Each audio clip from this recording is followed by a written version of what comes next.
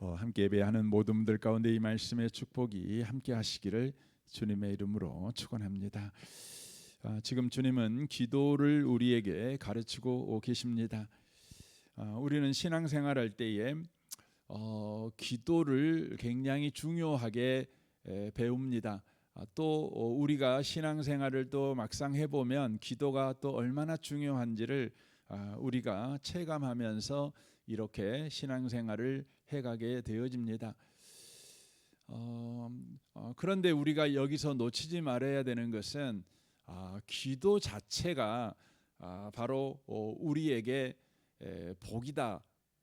기도 자체가 우리에게 바로 은혜를 준다. 이 부분에 대해서는 우리가 늘 생각하고 있으셔야 된다는 것입니다. 그러니까 무슨 말이냐면 기도할 때 우리는 깨어서 기도하는 사람이 되셔야 된다는 것이죠. 여러분과 저에게 하나님이 기도라는 좋은 것을 주셨지만 그 자체가 우리에게 복이거나 은혜는 아니라는 것입니다.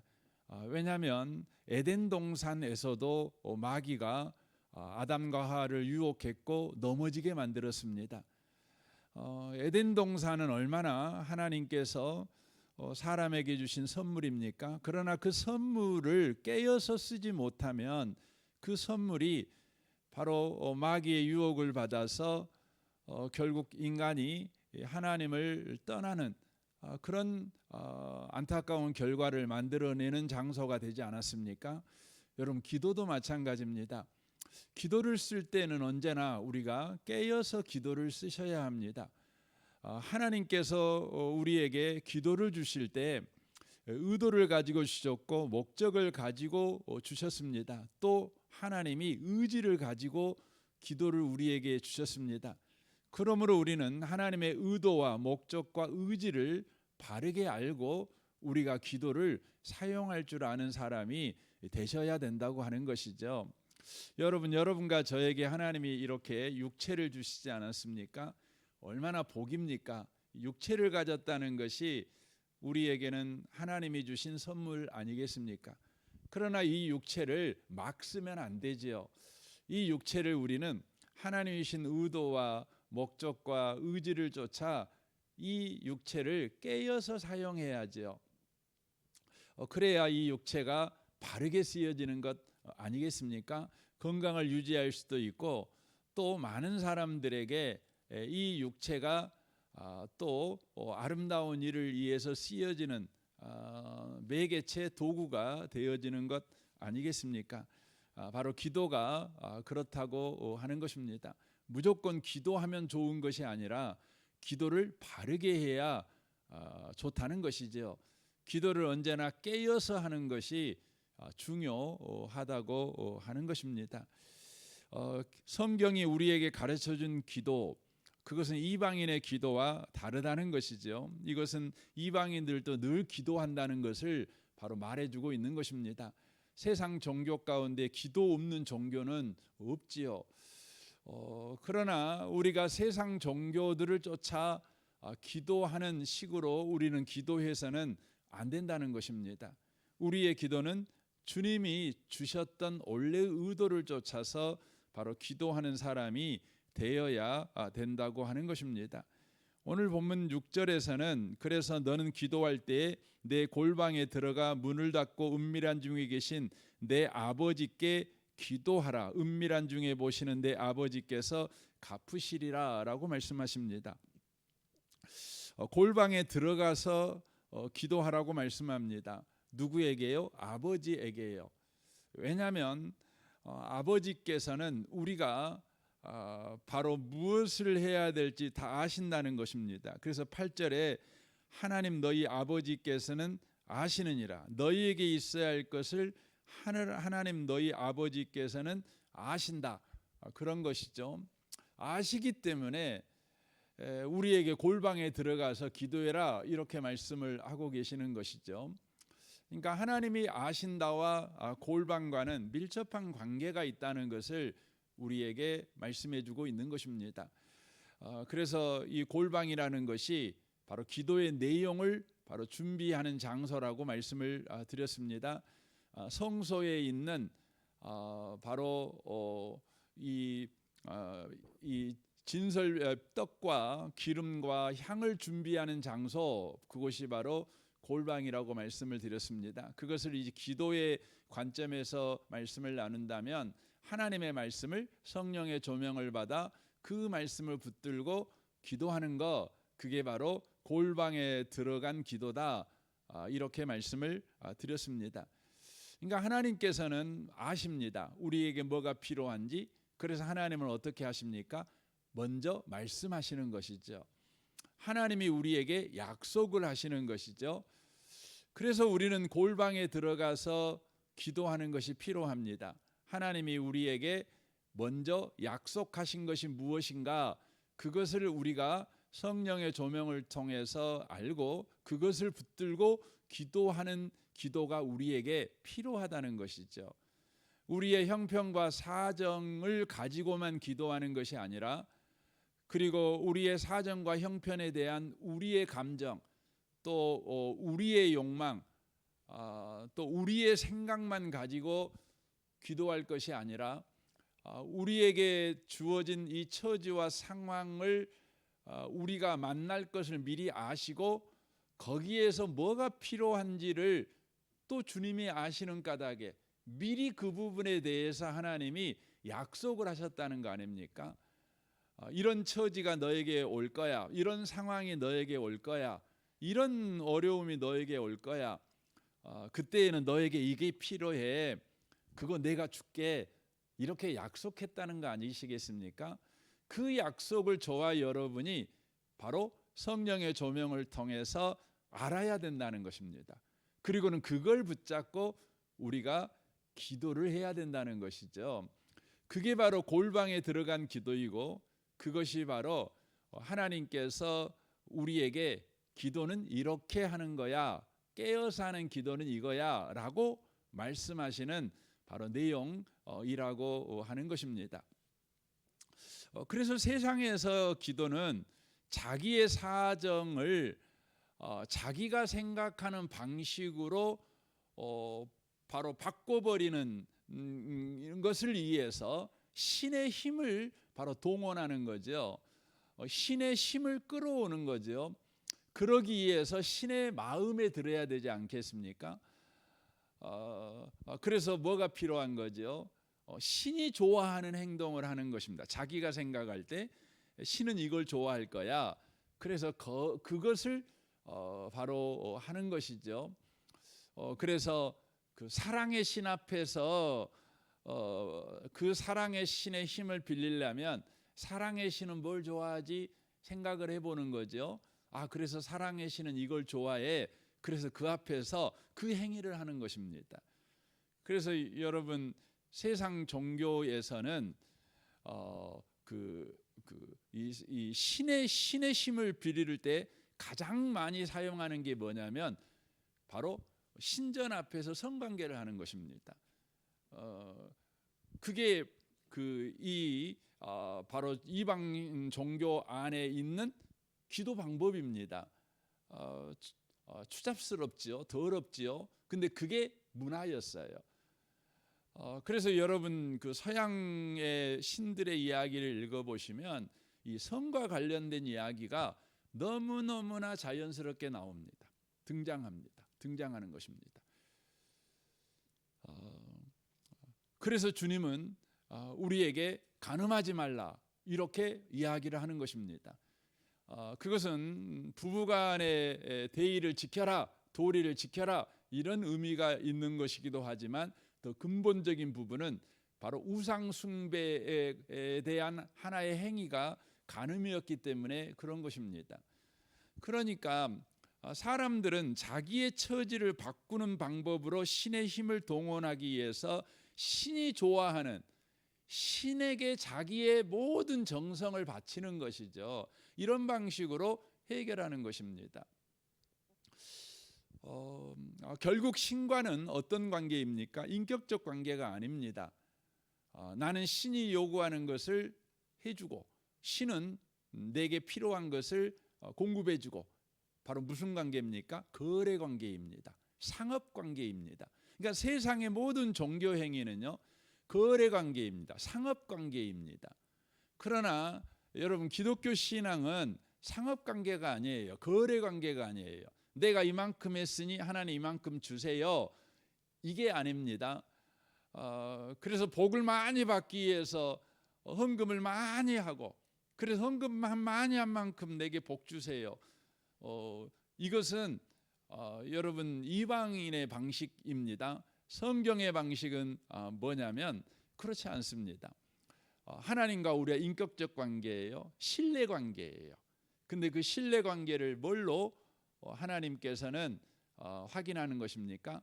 또 맺으십니까? 하나님은 우리에게 약속하시고, 우리는 그 약속을 믿고 하나님에게 가서 약속대로 해주세요, 믿음으로 청구하는 것이죠.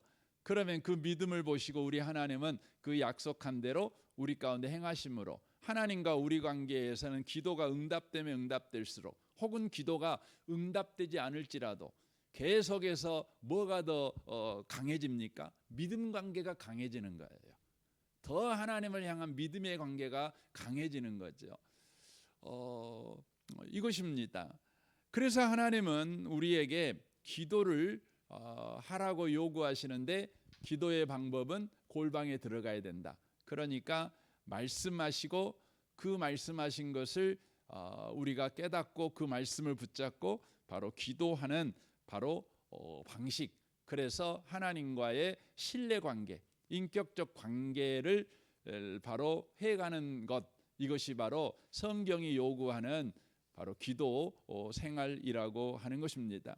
이 기도 생활은 구약부터 하나님이 계속해서 믿음의 사람들과 해왔던 바로 기도 관계입니다. 그래서 믿음의 사람들은 하나님 앞에 기도할 때 바로 이러한 방식으로 기도를 바로 해왔다고 하는 것이죠. 그래서 사무엘하 7장 25절에 보면 다윗이 이제 나단 선지자로부터 하나님의 약속을 받습니다. 그때에 다윗이 기도를 하지요. 이렇게 그가 기도합니다. 사무엘하 7장 25절을 보시면, 여호와 하나님이여, 이제 주의 종과 종의 집에 대하여 말씀하신 것을 영원히 세우시며 말씀하신 대로 세우사 주의 종 다윗의 집이 주 앞에 견고하게 하옵소서. 내가 너를 위하여 집을 세우리라 하셨으므로, 세우리라고 말씀하셨으므로 이렇게 읽어도 되겠죠. 주의 종이 이 기도로 주께 간구할 마음이 생겼나이다. 주 여호와께서 말씀하셨사오니 주의 종의 집이 영원히 복을 받게 하옵소서. 이렇게 기도합니다. 그러니까 다윗이 하나님께 기도하는데 왜 기도를 하게 되었냐면, 하나님이 나단 선지자를 통해서 약속을 하셨어요. 그 약속을 듣자 다윗이 기도할 마음이 생긴 거예요. 그리고는 기도하지요. 뭘 붙잡고요? 하나님이 약속하신 말씀을 붙잡고 기도합니다. 그리고 하나님 앞에 뭘 요구하지요? 약속한 대로 해주세요. 말씀하신 대로 주의 종의 집이 영원히 복을 받게 해주세요. 이렇게 바로 기도하고 있다고 하는 것이죠. 이게 바로 골방에 들어간 기도이고, 아버지가 다 아신다. 그래서 우리에게 약속을 주셨다. 약속 붙잡고 기도하는 것이다. 바로 이렇게 말씀하고 있는 것이죠. 그래서 초대교회 성도들은 기도를 할 때에 이렇게 반드시 했습니다. 그 대표적인 예가 사도행전 2장 42절이잖아요. 이 사도행전 2장 42절은 이제 초대교회가 성령의 강림으로 교회가 세워지잖아요. 그리고 그들이 기도했던 첫 번째 모습이 성경에 기록이 돼 있어요. 첫 번째입니다. 예루살렘 교회가 첫 번째 하는 기도의 모습인데 42절에 이렇게 기록이 되어 있습니다. 그들이 사도의 가르침을 받아, 순서를 여러분 주목하셔야 됩니다. 그들이 사도의 가르침을 받아 서로 교제하고 떡을 떼며 오로지 기도하기를 힘쓰니라. 이렇게 되어 있습니다. 초대교회 성도들이 이 신앙생활했던 네 가지 방식입니다. 첫 번째, 하나님 말씀을 들었습니다. 그리고 그 말씀을 가지고 서로 교제를 했습니다. 그리고는 그 말씀을 쫓아 서로를 섬겼습니다. 떡을 뗐다는 거죠. 서로 섬겼습니다. 그리고 뭐 했습니까? 그 말씀을 붙잡고 오로지 기도에 힘썼습니다. 여러분, 교회가 하는 일입니다. 교회가 하는 일. 이게 성경적인 교회이지요. 여러분, 교회에 왔는데 여러분이 이것 외에 다른 것에 관심이 막 생기기 시작해요. 그러면 분명해요. 여러분은 지금 시험 들기 시작한 것입니다. 아니, 여러분에게는 지금 여러분 머리에 뿔이 지금 이렇게 자라고 있는 것입니다. 실제 그 유대인 목동들이 사는 곳에 또 한동안 같이 살았던 분이 이야기하는 거 들어봤는데 그 목동들은요, 그 양이 있잖아요. 그 양이 어느 정도 시간이 되면 뿔이 이렇게 자란답니다. 자라면 반드시 양의 뿔을 잘라준답니다. 근데 뿔을 자르는데요, 너무너무 고통스럽대요. 그래서 자르는 양도 울고 자르는 그 목동도 운대요. 한 40분 이상을 이렇게 자른대요. 근데 왜 잘라야 되냐면, 안 자르면 그 뿔이 자기 눈을 찌른대요.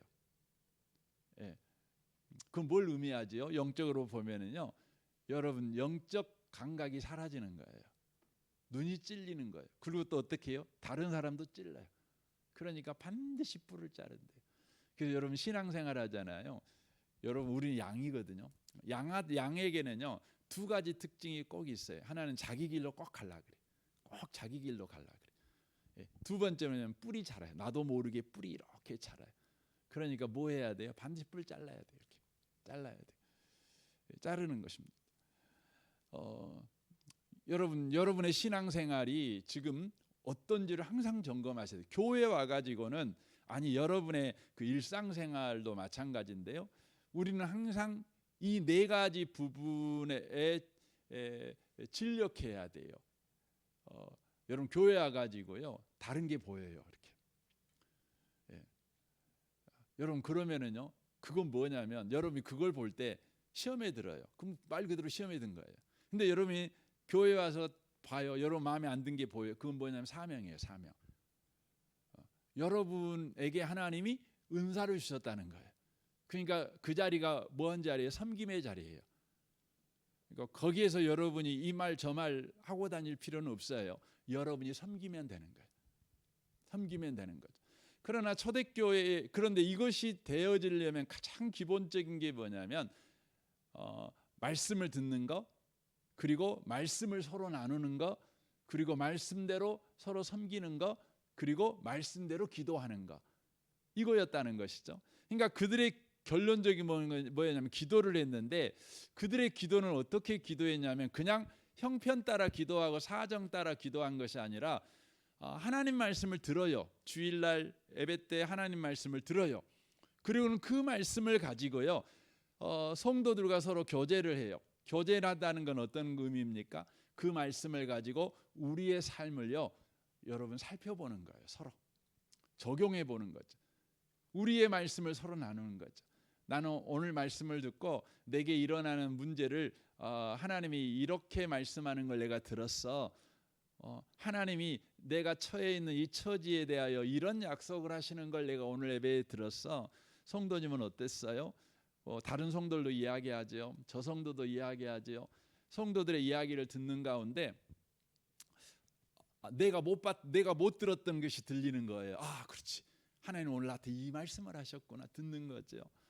그리고는 어떻게 해요? 또 성도들을 서로 말씀으로 섬기죠.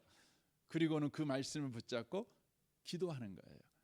이게 교회예요. 이게 얼마나 놀랍습니까? 아름답습니까? 이게 교회였다고요. 그래서 사도행전 4장에 보면 이제 교회가 위기를 만나게 되잖아요. 그 예수를 십자가에 못 박아 죽였던 가야바 법정, 이 가야바 법정에서 베드로와 요한이 붙잡혀 갖고 거기서 또 위협을 받죠. 재판을 받잖아요. 예수를 죽였던 법정 아닙니까? 그런데 사도들을 잡아다가 이제 죽이려고 하는 거죠. 그러나 군중들 때문에, 예수를 죽일 때는 군중들이 동의했어요. 십자가에 죽여라 하고 그랬다고요. 그러나 그때는 어떻게 해요? 백성들이 동조를 안 해줬어요. 우리가 봤다고 그래 버린 거죠. 우리가 봤다고. 그러니까는 못 죽이고 어떻게 이업만 하는 겁니다. 그 다시는 예수 이름 증거하지 마, 이업을 하고 보낸 거죠. 여러분, 권력자가 이업하는 것은 얼마나 무섭습니까? 그런데 그들이 교회에 돌아가 가지고 성도들한테 이 사정을 말하죠. 그랬더니 성도들이 어떻게 해요? 일심으로 기도합니다. 근데 그 기도 내용을 보시면 뭐 하는 겁니까? 그들에게 일어나는 지금 핍박 사건을 하나님이 미리 약속하신 말씀으로 조명해요. 1000년 전에 다윗을 통해서 하나님께서 하나님의 백성들에게는 이런 일이 일어날 거야. 예수가 이 땅에 오시게 되는데 예수를 믿는 공동체에게는 이런 일이 일어나게 될 거야 라고 약속을 하셨어요. 그 약속을 1000년 전에 하신 약속을 바로 1000년 후에 그리스도인들이 그 약속의 말씀을 가지고 현실을 조명하는 거예요. 현실을 분별하는 거예요. 이게 사도행전 4장의 이야기입니다. 그래서 하나님이 약속하신 말씀대로 헤롯과 헤롯과 이 사람들이, 권력자들이 모여가지고 교회를 핍박하는군요. 주의 말씀이 말씀대로 되어지고 있군요. 그러는 거죠. 그러니까 그들은 이제 뭘 구하는 겁니까? 말씀대로 되어지고 있으니 말씀이 약속한 걸 구하지요. 말씀이 약속한 거 뭐지요? 예수의 이름이 높여지는 거예요. 그러니까 뭐 하는 거죠? 우리에게 더 성령의 충만함을 주셔가지고 담대히 예수가 바로 그리스도이심을 전하게 해주십시오. 그러는 거죠. 그렇게 구한 겁니다. 그랬더니 성령이 역사하지요. 그리고 그들은 담대히 예수가 그리스도이심을 전하게 되는 겁니다. 교회가 하나님 말씀대로 가는 거죠. 그랬더니 그 교회가 어떻게 되는 겁니까? 그 교회에 부활의 기적이 막 일어납니다. 그리고 그 교회 공동체에 바로 성령의 열매가 막 나타나는 겁니다. 그러니까 서로 사랑하고 섬기는 일이 막 나타나는 것이죠.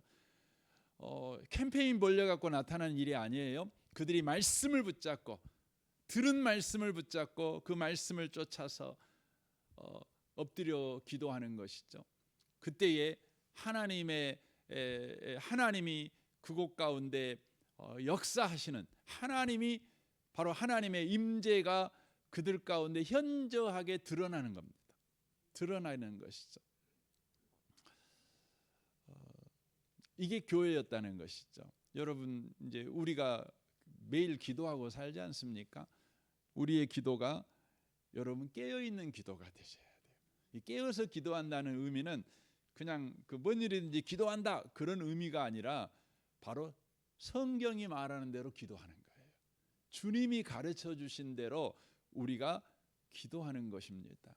여러분의 삶에 골방에 들어가는 기도가 회복되시기를 주님의 이름으로 축원합니다. 아멘. 우리 같이 기도하겠습니다.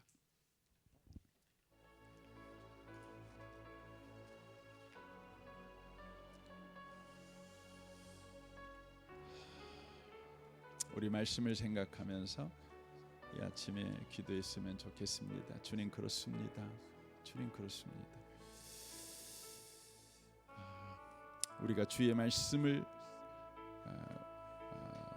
우리의 현재와 우리의 상황을 보는 안경이 되는 은혜를 허락하여 주옵소서. 우리의 감정으로 우리의 상황을 보고 우리의 경험으로 우리의 문제만 보는 자가 아니라 말씀의 눈으로 우리의 문제를 보고 그 말씀을 붙잡고 기도할 줄 아는 우리가 되게 하옵소서. 여러분 자신과 가정과 직장 생활을 위해 또 교회 생활과 또 모든 관계를 위해서 여러분 기도하십시오. 부부관계, 부모관계, 자녀관계, 성도와의 관계 위해서 기도하십시오. 우리 대학 청년부 김지웅 목사님과 대학 청년들을 위해서 기도해 주십시오. 이제 성탄절이 곧 다가오는데 성탄절을 위해서 기도해 주시고 또 이 나라를 위해서 이 민족을 위해서 북한과 열방을 위해서 우리 선교사님들을 위해서 또 기도하시면 좋겠습니다. 우리 좋으신 주님께 통성으로 구하겠습니다. 기도하겠습니다.